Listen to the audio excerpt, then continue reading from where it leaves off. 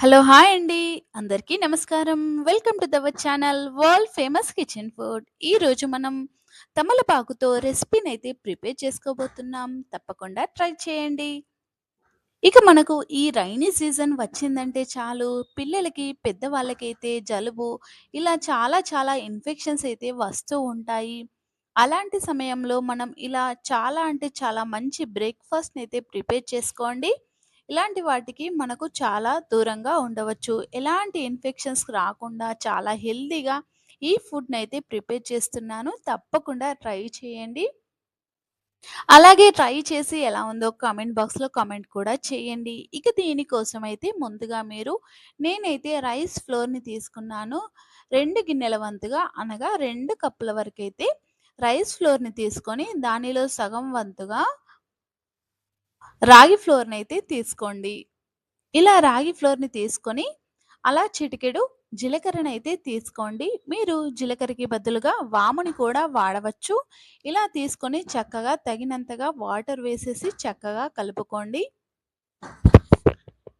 ఇలా మీరు నిదానంగా కలుపుకోండి. నేను ఇలా చిన్న ప్లేట్‌లో ఎందుకు వేశానంటే, మీరు ఈ తమలపాకుతో రెసిపీ చేస్తున్నాం కాబట్టి, ఈ బజ్జీని మనం ప్రిపేర్ చేసేటప్పుడు మనకి ఇలా సాఫ్ట్‌గా ఉండడానికైతే మీకు చూపించడానికి ఏ క్వాంటిటీలో అయితే మనకు ఈ పిండి అనేది ఉండాలో చూపించడానికి, అలాగే తమలపాకు ఇలా మనకు ఈ పిండి అంటడానికి వీలుగా ఉంటుంది కాబట్టి ఇలా చూపిస్తున్నాను.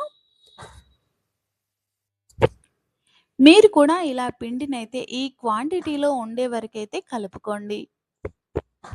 ఇకపై ఇందులో నేను మాత్రం సోడా ఏమి వేయలేదండి. చాలా సింపుల్‌గా, చాలా ఈజీగా, చాలా హెల్తీ అయినటువంటి బ్రేక్‌ఫాస్ట్‌ని తప్పకుండా ట్రై చేయండి.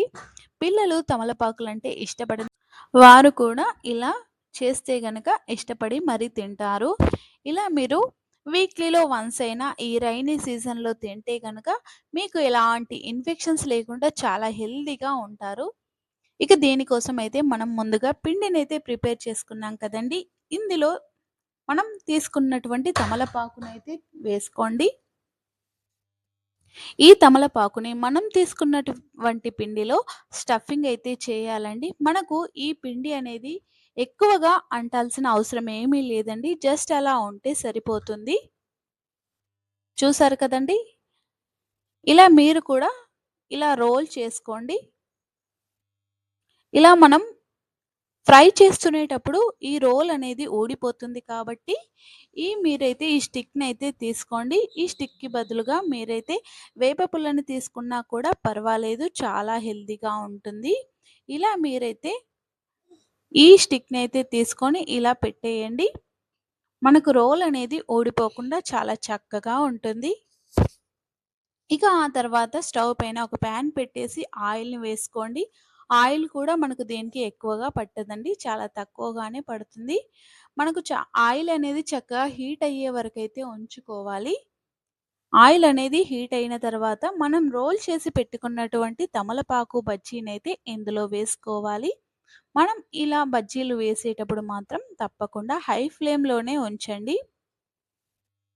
ఇలా హై ఫ్లేమ్‌లో ఉంచేసి వెంటనే కదపకుండా కాసేపటి తర్వాత కదిపితే చాలా చక్కగా వాటికవే కదులుతూ ఉంటాయి. చూసారు కదండీ!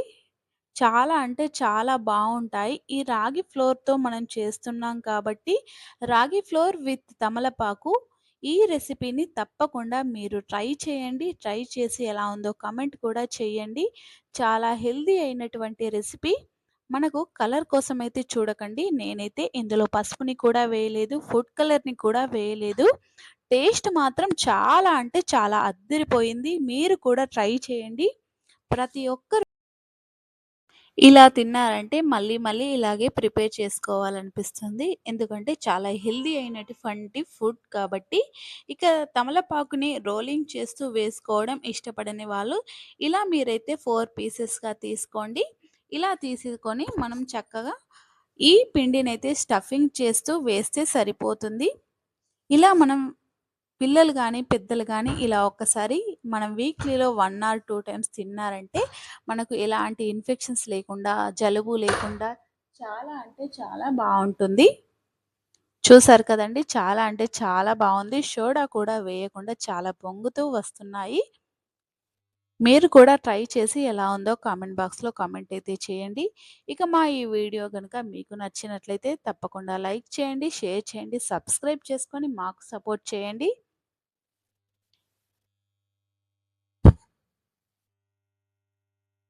మనం ఇందులో రాగి ఫ్లోర్‌ని వేస్తున్నాం కాబట్టి, ఈ బజ్జీలనేటివి మనకు ఇలా బ్రౌన్ కలర్‌లోనే వస్తాయండి. ఎలాంటి టెన్షన్ పడకండి. ఇలా మనకు బ్రౌన్ కలర్‌లో వచ్చినా కూడా రైస్ ఫ్లోర్ విత్ రాగి ఫ్లోర్‌ని వాడుతున్నాం కాబట్టి మనకు ఇలా చాలా అంటే చాలా క్రిస్పీగా వస్తాయి. చాలా టేస్టీగా కూడా ఉంటుంది. మీరు వీలైతే వాముని కూడా వేసుకోండి. వాము వేసుకున్నా చాలా బావుంటుంది. ఇక మనకైతే ఈ బజ్జీలైతే ప్రిపేర్ అయిపోయాయి. చూసారు కదండీ ఎలా ఉన్నాయో.